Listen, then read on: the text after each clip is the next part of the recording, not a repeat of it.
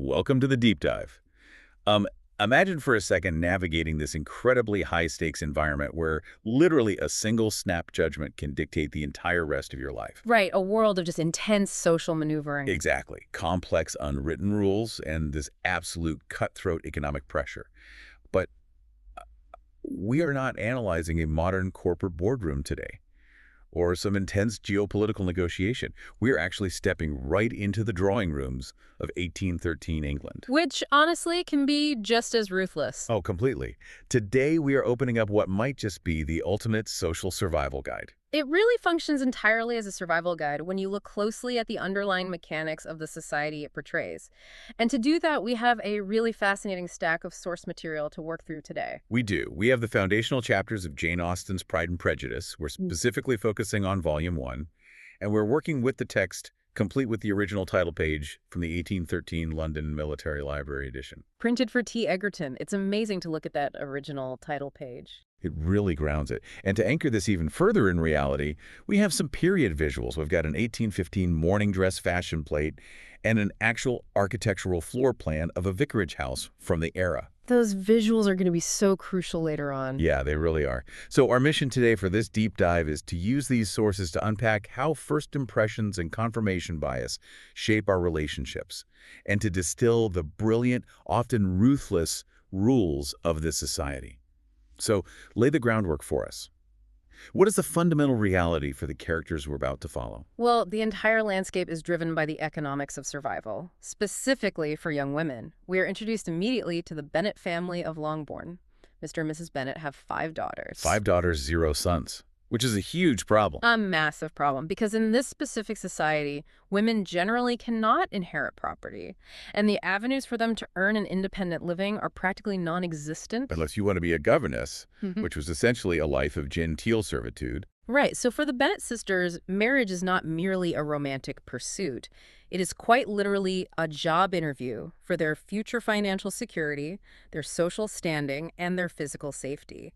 The entire neighborhood operates on this premise. It's just perfectly encapsulated in that famous opening line.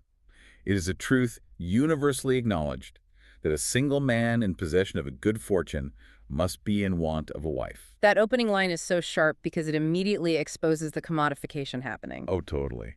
The neighborhood is pricing these men the second they cross the county line. And speaking of fortunes arriving, the plot kicks off with the neighborhood's newest obsession. We have Mr. Bingley, Bringing an income of £4,000 to £5,000 a year. which is huge. But then he brings his friend Mr. Darcy, who commands a staggering £10,000 a year. Which is just astronomical wealth for the time. It's billionaire status. So the moment these men walk into the local Meryton Assembly Ball, the entire room they calculate their net worth and begin to maneuver. The contrast in how these two men present themselves at that ball and how the community reacts is a masterclass in public relations. Bingley has total golden retriever energy. He really does. He is highly affable.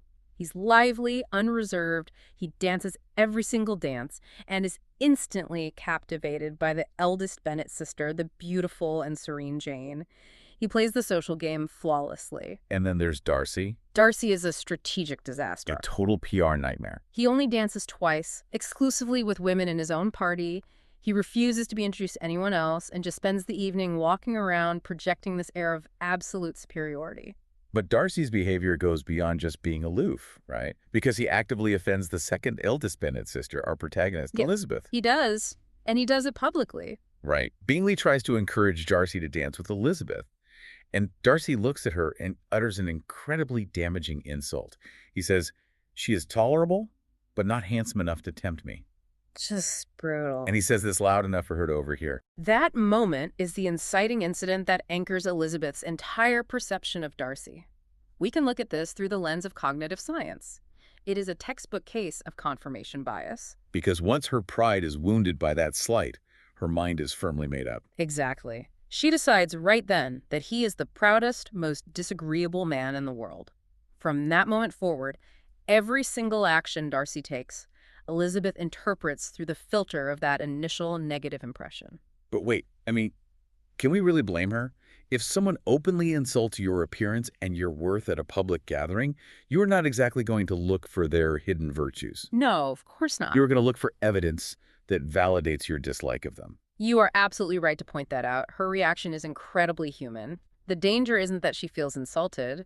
The danger is how that insult blinds her to subsequent information. Right, it shuts down her objectivity. Yes, and her fierce independence and romantic idealism are heavily contrasted in the text by her best friend, Charlotte Lucas. Oh, shucks. Charlotte represents an extreme pragmatism. When they discuss Jane and Bingley, Charlotte offers Elizabeth some highly cynical advice.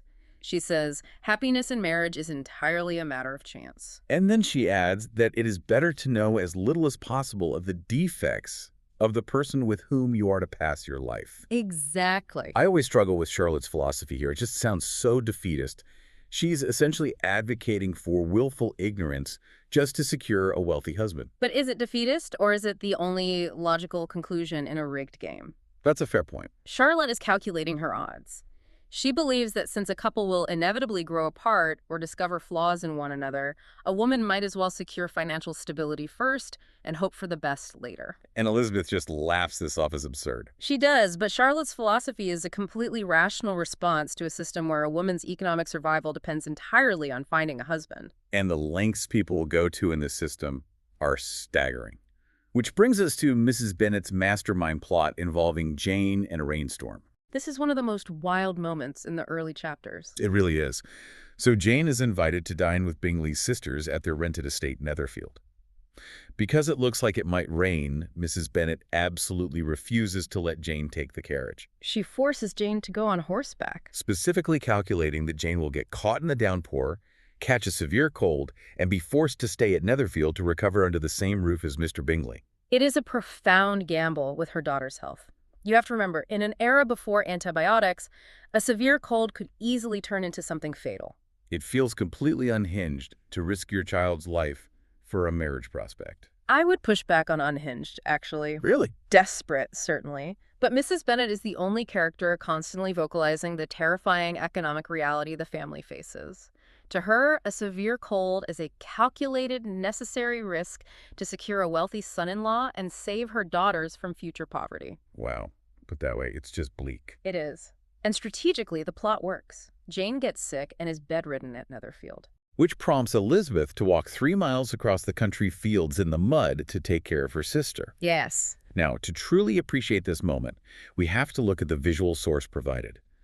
The morning dress, invented by Mrs. Bell from 1815. This is where that visual context changes everything. Right. Looking at this fashion plate, we see a delicate, long, restrictive white muslin gown with intricate, heavy ruffled detailing all along the hem. The empire waist dictates a very specific posture, and the fabric is clearly meant for drawing rooms. Exactly. The idea of hiking 3 miles across muddy agricultural fields in this specific garment is an athletic feat. It goes against every rule of delicate society behavior. And Caroline Bingley's reaction reflects that perfectly. She is scandalized. She sees Elizabeth arrive with untidy hair and a petticoat 6 inches deep in mud. To Caroline, this demonstrates an abominable independence and a total lack of decorum. It is a failure to perform her social class. But Darcy's reaction is the opposite. It completely catches him off guard. He notes that the physical exertion actually brightened Elizabeth's fine eyes. This muddy trek marks the beginning of his reluctant but very real attraction to her. Caroline Bingley immediately senses that threat, which leads to a brilliant debate in the Netherfield Library about what exactly constitutes an accomplished woman. Oh, Caroline's list. It's ridiculous. Caroline lists off an exhaustive inventory of superficial skills a woman must possess. Knitting purses, painting screens, having a specific tone of voice, a certain way of walking. It is an impossible standard. That impossible standard is a tool designed to gatekeep high society. It is meant to ensure that only women with immense wealth and leisure time can ever qualify. But Darcy adds one more requirement to Caroline's list. He says she must also have the improvement of her mind by extensive reading. And Elizabeth uses her wit to dismantle this entire paradigm. She playfully states she has never actually seen a woman with all those skills, plus capacity, taste, and elegance, united in one person. She is calling out the absurdity of what society demands of women just to be deemed worthy of existence. The pressure to be deemed worthy circles back to the sheer terror of the Bennet family's economic reality. Sitting over their heads like a ticking time bomb is a legal mechanism called the entail. The entailment is the engine driving all of Mrs. Bennet's panic. The The Longbourn estate is legally bound to pass only to a male heir. Because Mr. and Mrs. Bennet only had daughters, the estate will bypass the girls entirely. When Mr. Bennet dies, his wife and 5 daughters will be legally evicted from their home and left with almost nothing. They will descend into the genteel poverty of the era. Which ushers in the heir himself, Mr. Collins. Oh, Mr. Collins. He is a pompous, overly formal, obsequious clergyman. He writes a letter announcing his visit, making it explicitly clear he intends to choose one of the Bennet daughters as a wife to make amends for eventually inheriting their house. He operates under the delusion that he is doing them a massive, generous favor. Right, like he's swooping in to save the day. Mr. Collins is a masterpiece of comedic writing, but we cannot ignore the very real threat he represents. His entire personality is constructed around his sycophantic obsession with his patroness, Lady Catherine de Bourgh. He constantly brags about her wealth, her unsolicited advice, and the fact that her drawing room chimneypiece cost £800. He believes his connection to Lady Catherine, combined with the fact that he holds the legal rights to the Bennets' future home, makes him an irresistible catch. So he sets his sights on Elizabeth and delivers a spectacular disaster of a proposal. It is so cringeworthy. Elizabeth fiercely and unequivocally rejects him. But Mr. Collins refuses to accept her answer. He tells her he knows it's the custom of elegant females to reject a man on the first application to increase his love. He dismisses her clear verbal refusal as nothing more than silly female coquetry. This is a critical moment regarding autonomy.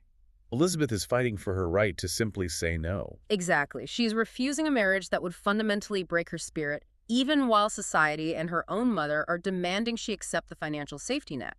But while Elizabeth stands her ground and defends her autonomy, someone else steps in to claim that exact safety net. Charlotte Lucas. Elizabeth's pragmatic friend deliberately intercepts Mr. Collins. Within days of Elizabeth rejecting him, Charlotte encourages his attentions and accepts his proposal. Elizabeth is absolutely stunned by the betrayal of her ideals. To understand Charlotte's choice, we have to examine the other visual source provided to us, the floor plan of a vicarage house from the period. Think about what this architectural drawing represents for a second. We see a kitchen, a closet, a study, a parlor, a drawing room. When Charlotte accepts Mr. Collins, she isn't securing a romance. She is securing this architecture. She is 27 years old, considered a burden to her parents with zero fortune. This floor plan means absolute financial security, a respectable place in society, and a permanent roof over her head. She tells Elizabeth, "I am not romantic, you know. I never was.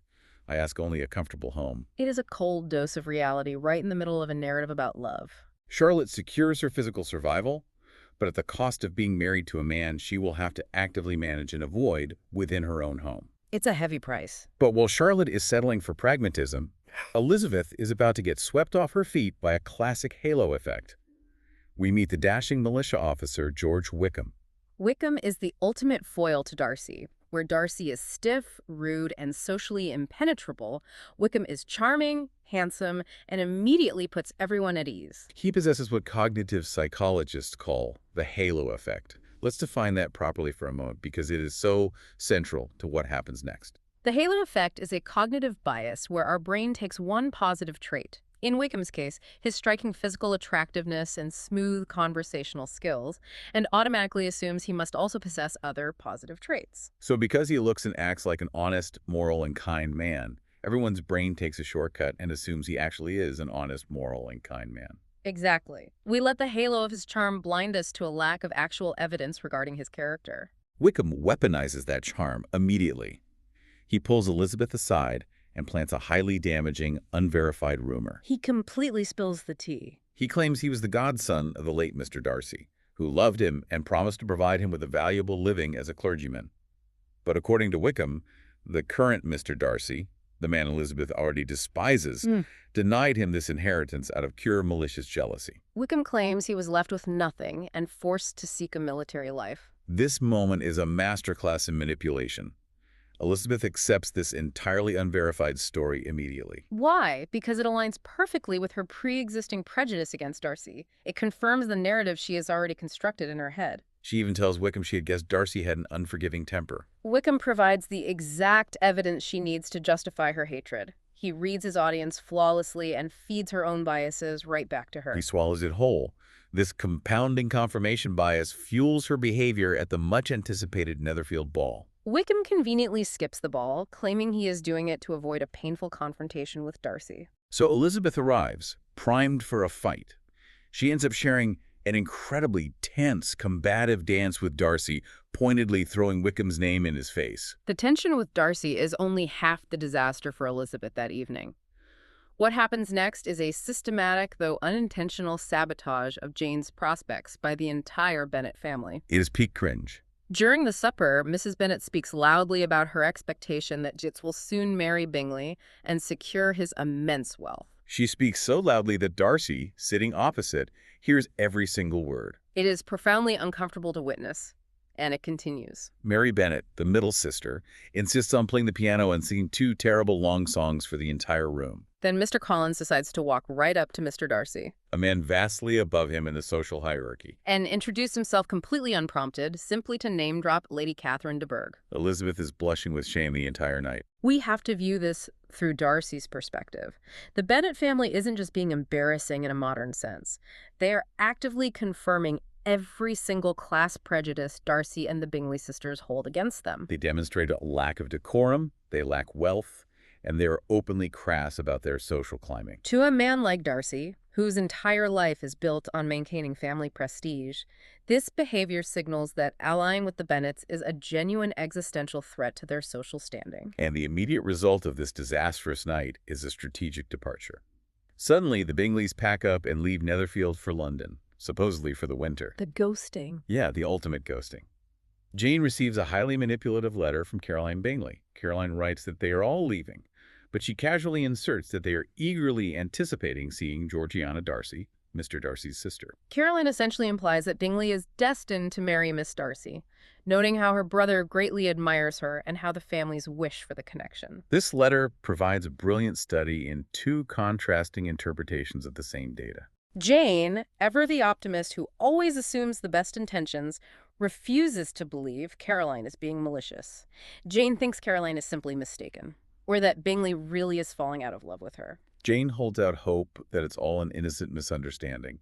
Elizabeth, however, sees the exact play. She sees that Caroline and Darcy have teamed up to drag Bingley away from Jane because the Bennets are poor and socially disadvantageous. Elizabeth knows Bingley genuinely loves Jane, and she knows his sisters are actively engaging in psychological warfare to sabotage the match and secure a richer, more aristocratic bride for him. This brings us to the core synthesis of our analysis today.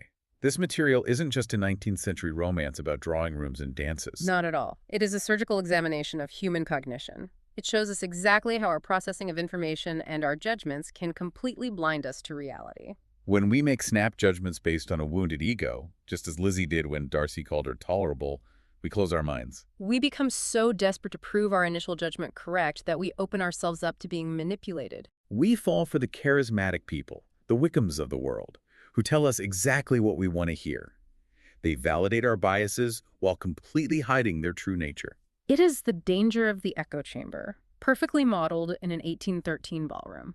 But I want to leave you with a final thought to ponder, drawn directly from a very quiet moment in the text. Okay, let's hear it. When Wickham is busy tearing down Darcy's character to Elizabeth, he actually makes a profound admission. He states that Darcy's massive pride has a positive side. Right, because Darcy is so obsessed with his family name and not disgracing his lineage, his pride forces him to be liberal, generous, hospitable. To relieve the poor and to be a fiercely protective brother to his sister. That is a fascinating paradox. The very flaw she hates in him is the mechanism that ensures he acts honorably. It raises a vital question for you to reflect on. Is it possible that the very pride Elizabeth despises in Darcy is actually the exact mechanism that guarantees his virtue and morality?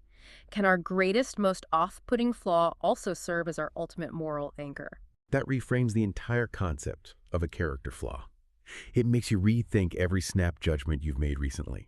Are you reading the whole person, or just the part that bumped into your own pride? Thank you for joining us as we unpack the high-stakes world of the Bennet sisters. Take a moment today to question your own first impressions, watch out for the Wickhams of the world, and we will catch you next time.